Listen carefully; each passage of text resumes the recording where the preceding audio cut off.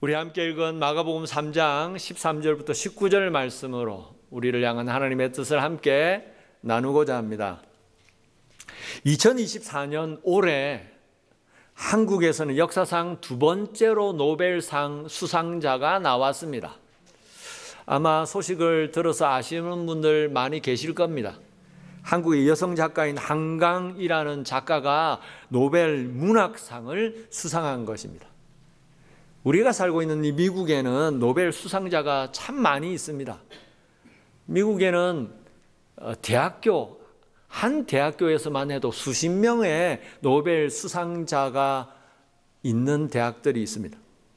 하지만 한국은 지금까지 김대중 전 대통령이 노벨 평화상을 수상한 것이 유일한 노벨상을 수상한 한국 사람이었습니다. 그런데 올해 두 번째 노벨상 수상자가 나온 것입니다. 특별히 노벨 문학상은 그동안 121명에게 수여되었는데 아시아에서는 한강 작가를 포함해서 겨우 5명이 노벨 문학상을 받았다고 합니다. 그 중에서도 아시아 여자 작가로서는 한강 작가가 처음으로 노벨 문학상을 수상한 것이라고 합니다. 그래서 한강 작가의 노벨 문학상 수상은 개인적으로 영예일 뿐만 아니라 국가적으로도 아주 큰 경사입니다. 여러분, 뭔가를 잘해서 업적을 남기고 공헌을 하면 그에 상응하는 상을 수여하고 또 잘못을 저지르면 벌을 받는 것이 이 세상의 이치입니다. 그래서 벌을 받고 징계를 받으면 모두가 부끄러워하고 상을 받으면 모든 사람들이 칭찬하고 또 존경합니다. 하나님 나라에서도 마찬가지입니다. 하나님은 공의로우신 분이십니다. 공평하고 의로우신 분이시라는 것입니다. 그래서 선을 행한 사람에게는 상을 주시고 죄를 범한 사람에게는 벌을 주시는 분이십니다. 여러분, 그런데 그런 하나님의 공의로우신 법칙이 예외인 경우가 있습니다. 우리가 받은 구원입니다. 다른 모든 것들은 사람이 행한 대로 하나님이 복을 주시기도 하시고 벌을 주시기도 하십니다. 하지만 우리가 받은 구원만큼은 우리가 행한 것과 상관없이 우리에게 하나님이 은혜로 선물로 주신 것입니다. 하나님은 사람들을 구원하셔서 자기 백성 삼으실 때에 뭔가 하나님께서 기뻐하실 만한 것을 많이 행했다고 해서 그 사람을 하나님의 백성으로 삼지 않으십니다. 착하고 마음씨가 좋아서 선하게 살한 것, 그런 사람들이 천국 백성이 되는 것이 아닌 것입니다. 아무 잘한 것도 없고 아무 내세울 것도 없고 아무 공로도 없는데 하나님은 아무 조건 없이 무조건적으로 사람들을 택하셔서 자기 자녀 삼아주시고 천국 백성 되게 해 주시는 것입니다.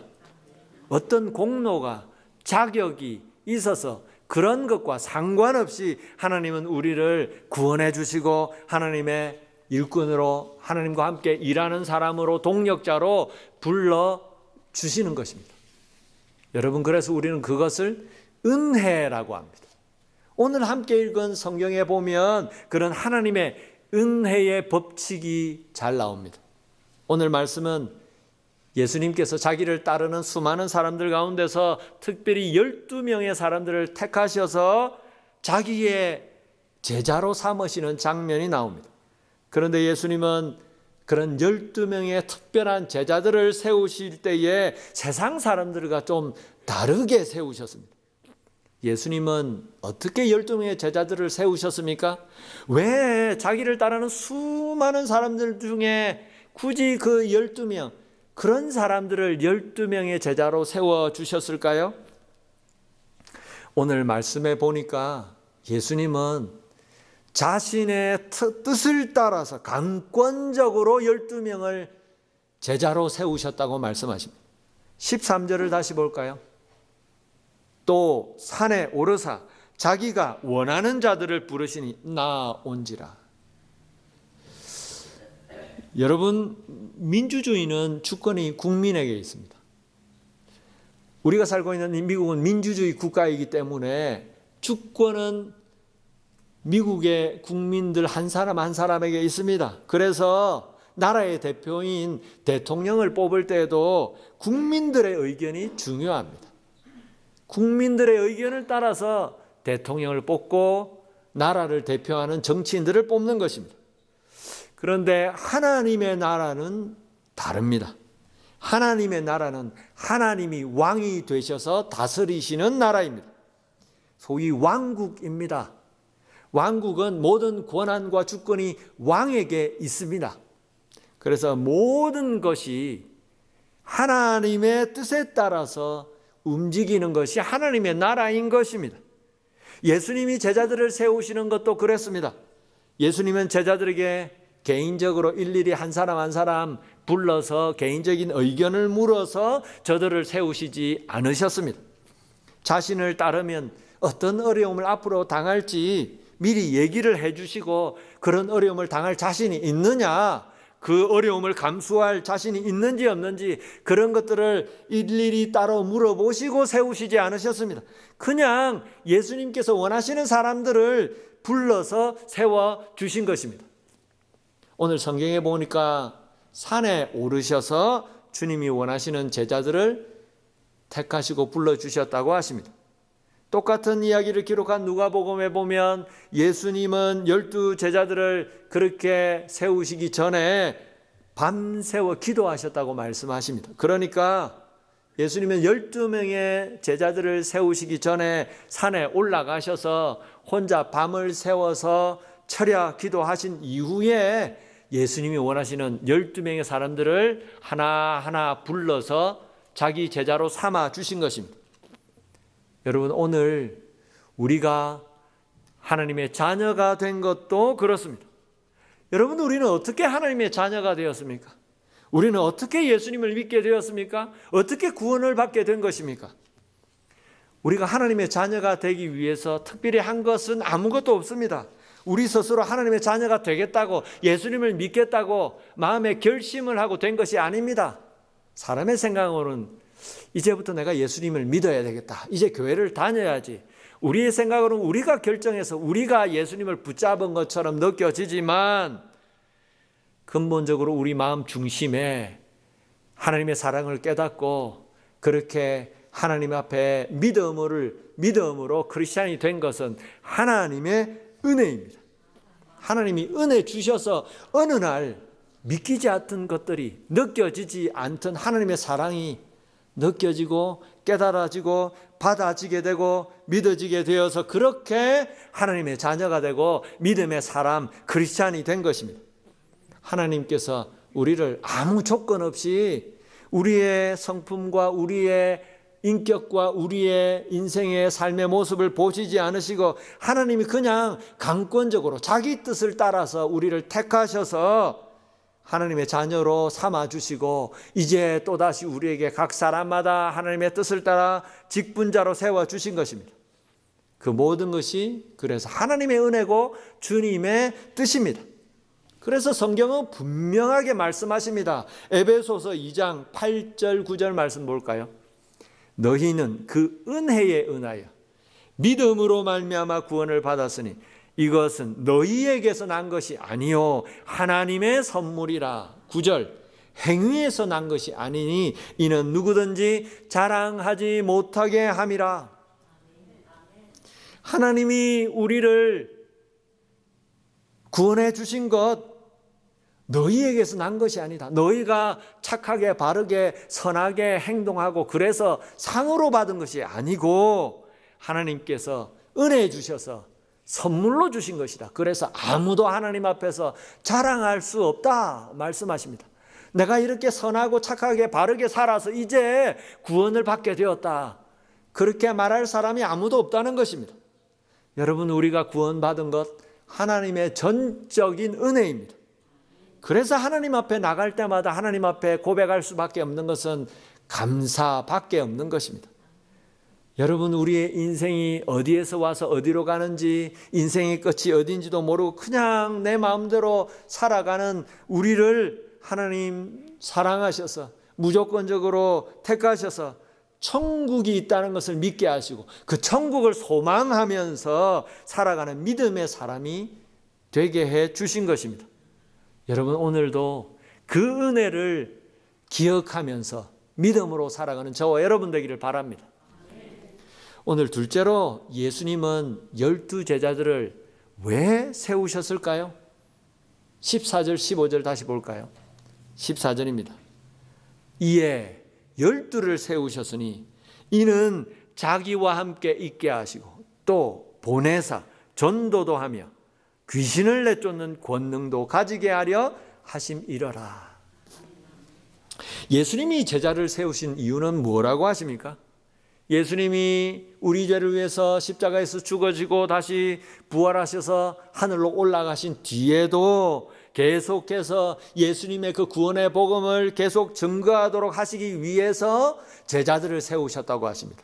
그래서 예수님은 제자들을 12명 딱 택하신 이후에 수시로 둘씩 짝지어서 전도하러 내보내시기도 하시고, 그래서 저들에게 귀신을 내쫓는 권세와 능력도 부어주셨습니다. 여러분, 그런데 오늘 말씀을 좀 더 가만히 살펴보면 복음 전도의 말씀을 기록하시기 이전에 먼저 기록되어 있는, 먼저 예수님이 제자들을 택하신 내용들이 한 가지 나옵니다. 무엇입니까? 예수님께서 먼저 자기와 함께 있게 하시려고, 혼자 있지 않고 함께 있기 위해서 제자들을 택하셨다는 말씀이 나옵니다. 이에 12를 택하셨으니 이는 자기와 함께 있게 하시려고 택하셨다고 하십니다. 여러분, 왜 예수님은 자기와 함께 있게 하시려고 12명의 제자들을 택하셨을까요? 제자들을 택하신 이 성경의 말씀을 기록할 때 왜 나와 함께 있을 사람이 필요해서 12명의 제자를 택하셨다고 가장 먼저 기록해 놓으신 것입니까? 혼자 메시아로서 사역을 감당하실 때에 이 감당이 다 안 되기 때문에 같이 다닐, 나를 도울 제자들이 필요해서 12명을 택하신 것입니까? 아니면 혼자 다니시면 좀 쓸쓸하고 외로워서 내가 데리고 다닐 사람들이 따로 좀 필요하다, 그래서 택하신 것입니까? 아닙니다. 예수님께서 제자들을 훈련시키시는 가장 좋은 방법이 그것이었기 때문입니다.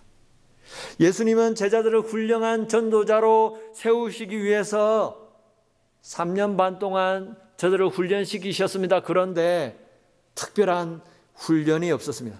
주님은 특별한 훈련 프로그램으로 저들을 훈련시키지 않으셨습니다. 그냥 제자들을 데리고 다니시면서 그냥 모든 것을 제자들과 항상 함께 하셨습니다. 예수님과 늘 제자들은 함께 있으면서 예수님을 보고 듣고 배우고 느끼면서 저들은 예수님의 제자로 준비되어 갔습니다. 왜냐하면 제자들이 전해야 될 복음은 곧 예수님에 대한 이야기였기 때문입니다. 여러분, 예수님을 믿는 진짜 크리스찬들이 되기 위해서 믿음으로 살아가는 이 신앙생활에서 우리가 가장 첫 번째로 해야 될 일은 무엇일까요? 예수님과 함께 하는 것입니다. 왜냐하면 우리가 믿는 분은 예수님이시고 우리 믿음의 핵심은 주님이시기 때문입니다. 그래서 우리 크리스찬들은 날마다 예수님과 함께 해야 합니다. 예수님을 만나고 예수님을 교제하고 예수님 안에서 살아가야 합니다. 우리의 삶에는, 믿음으로 살아가는 신앙생활에는 늘 그런 주님과 함께하는 자리가 있어야 하는 것입니다. 그럴 때에 우리의 믿음은 견고해지고 성숙해지고 튼튼해지는 것입니다. 예수님 안에 거할 때에 믿음의 열매가 맺히고 성령의 열매가 맺히는 것입니다.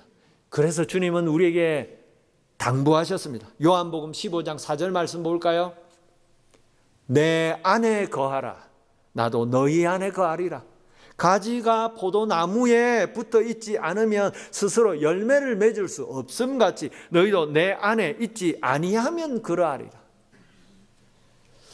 여러분, 주님은 우리에게 말씀하십니다. 내 안에 거하라. 내 나무된, 포도나무된 나에게 붙어 있으라. 그래야 너희에게 열매가 맺힐 것이다. 그래야 믿음의 사람들이 될 것이다. 진정한 크리스찬이 될 것이라 말씀하십니다. 여러분, 오늘 우리의 삶의 자리에 그런 자리가 있습니까? 주님과 함께 거하는 자리, 주님과 함께 만나는 자리, 주님을 만나고 보고 듣고 주님과 함께 이야기하는 그런 자리가, 그런 시간이 있습니까? 여러분, 경건하다는 말이 무슨 말일까요? 영성이 무슨 말일까요? 성숙한 신앙은 어떤 신앙입니까? 경건하다는 것, 영성이 깊다는 것, 주님과 친밀하게 만나고 주님 안에 날마다 거한다는 것입니다. 그래서 주님이 기뻐하시는 뜻을 깨닫고 순종하는 삶이 성숙한 신앙인입니다. 주님을 따르는 건 진정한 믿음의 삶인 것입니다. 여러분, 매일매일 주님의 말씀을 따라 주님 안에 거하면서 주님과 함께 살아가는 저와 여러분 되기를 바랍니다. 오늘 마지막으로 주님은 제자들을 세우시면서 하나님의 능력을 나타내시기 위해서 그런 부족하고 연약한 제자들을 세우셨다고 말씀하십니다. 예수님은 메시아로서의 사역을 시작하신 이후에 예수님 곁에는 늘 언제나 주님을 따르는 수많은 사람들이 있었습니다. 그런데 그 많은 주님을 따르는 사람들 중에 보면 베드로나 요한처럼 가난하고 비천한 사람들도 있었지만 성경에 나오는 니고데모나 아리마대 요셉처럼 신분이 높고 많이 배운 엘리트들도 있었습니다. 그런데 주님은 자기를 따르는 수많은 사람들 중에 그렇게 똑똑하고 많이 배우고 뛰어나고 귀한 사람들 다 마다하시고 비천하고 무식하고 마귀를 하는 그런 사람들을 주로 자기 12제자로 세우셨습니다. 예수님은 왜 그런 부족하고 실수하고 흠 많고 연약한 사람들을 굳이 12제자로 세우셨을까요? 인간의 부족한 데서 오히려 하나님의 전능하신 능력이 나타나기 때문입니다. 사람들은 언제나 똑똑하고 잘나고 뛰어난 사람들을 좋아합니다. 능력 있는 사람들을 원합니다. 그래서 옛날부터 유명한 철학자들, 위대한 학자들은 자기 밑에 똑똑하고 뛰어난 제자들을, 훌륭한 학생들을 자기 제자로 삼기를 원했습니다. 자기 제자들 중에 뛰어나고 똑똑한 사람들이 나와야 자기의 명성도 알려지기 때문입니다.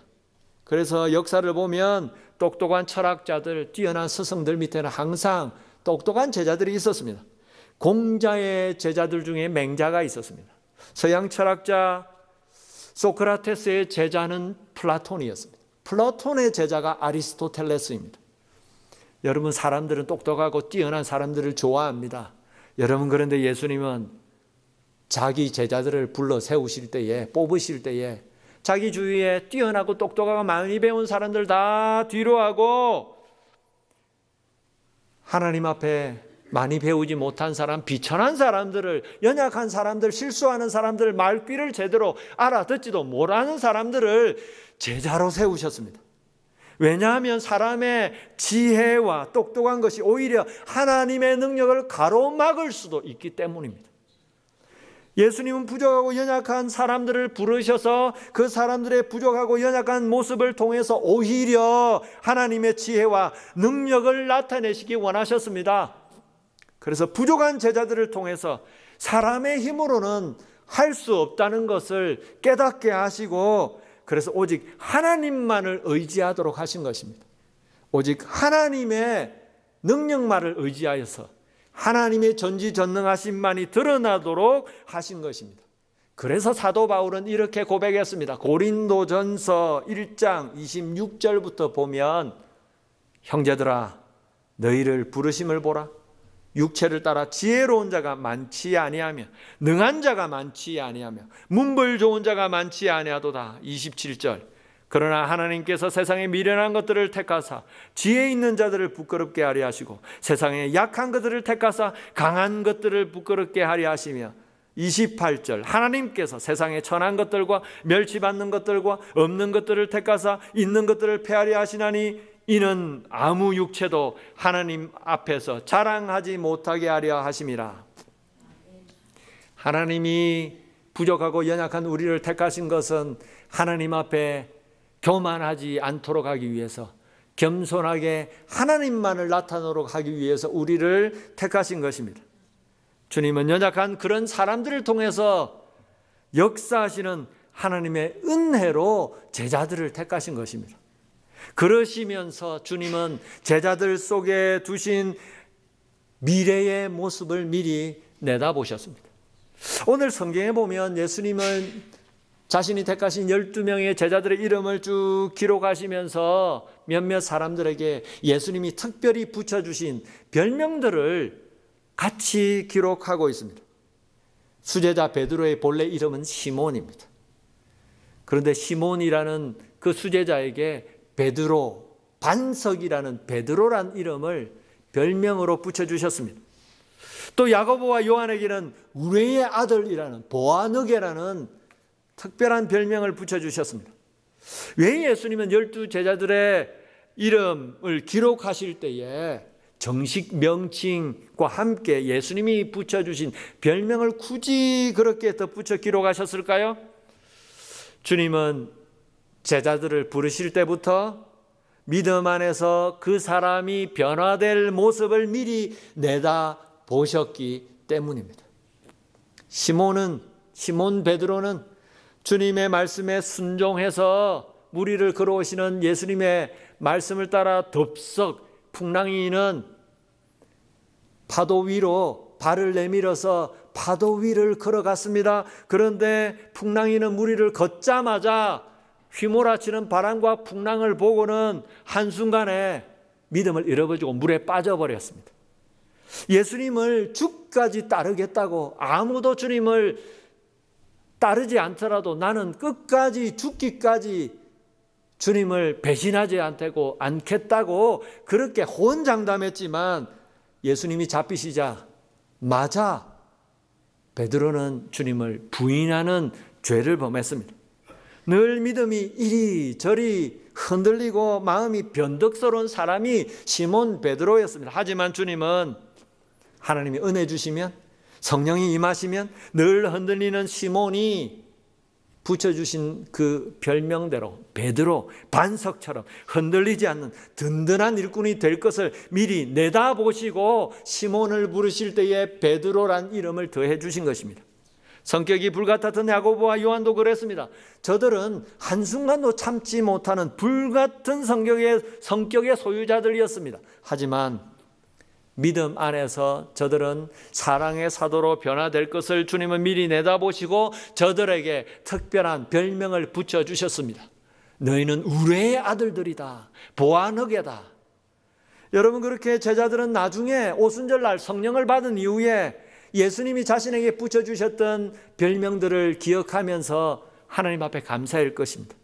나는 늘 이리저리 마음을 정하지 못하고 흔들리는 변덕스러운 사람이었는데 예수님이 나를 베드로다, 반석이다 불러주셔서 이제 변함없는 믿음의 사람으로 바꾸어 주셨다. 하나님 감사합니다. 야고보와 요한도 그랬을 것입니다. 보아너게 우레의 아들이다. 그렇게 우리는 한순간도 참지 못했던 사람들이었는데 이제 하나님의 사랑 때문에 오래 참는 사랑의 사도가 되었다. 얼마나 감사했을까요? 여러분, 하나님은 우리 모든 사람들을 하나님의 형상을 따라 창조해 주셨습니다. 그 선하고 아름다운 모습이 이제 죄악으로 망가져 버렸지만 원래 우리는 거룩하신 하나님의 모습을 따라 만들어진 존재들입니다. 이제 주님은 우리 모두가 믿음 안에서 하나님이 본래 창조하신 하나님의 형상, 그 본래의 거룩한 모습으로 다시 회복하기를 원하십니다. 그래서 우리는 사람들을 바라볼 때에 믿음의 눈으로 바라보아야 합니다. 죄로운 이에서 망가짐, 죄악된 모습을 보는 것이 아니라 예수님 안에서 이제 믿음으로 변화될 그 모습을 보는 것입니다. 하나님께서 본래 그 사람을 창조하실 때에 거룩하게 만드셨던 하나님의 형상을 믿음으로 보는 것입니다. 여러분, 혹시 우리 가운데 우리 자신의 모습을 보고 실망하신 적은 없으십니까? 혹시라도 우리 가운데 우리 주위에 있는 사람들, 가족들, 남편, 아내, 자녀들 때문에 저들의 모습을 보고 마음이 상한 적은 없습니까? 우리 주위에 있는 가까운 사람들 중에 왜 저 사람은 저럴까? 그런 고민을 한 적은 없습니까? 하나님은 세상 만물을, 온 세상 사람들을, 우리 주위에 있는 사람들을 가장 선하고 아름답게 하나님의 형상을 따라 창조하셨습니다. 그 모든 것들이 믿음 안에서 본래의 모습으로 회복될 수 있습니다. 이제 그런 믿음의 눈으로, 주님의 눈으로 사람들을 바라보기 원합니다. 그럴 때에 우리는 기도하게 될 것입니다.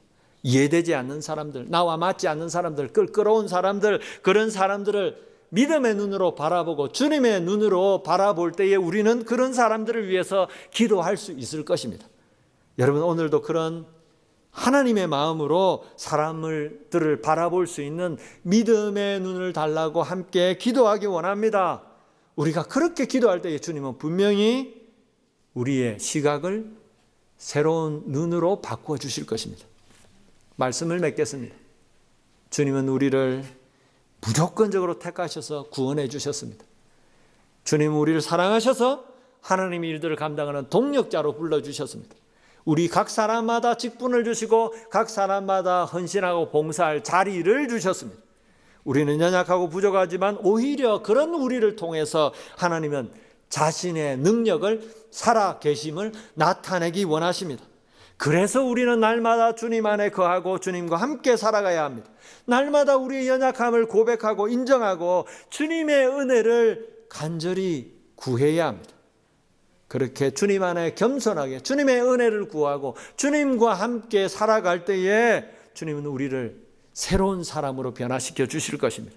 우리 속에 두신 하나님의 본래의 모습으로 회복시켜 주실 것입니다.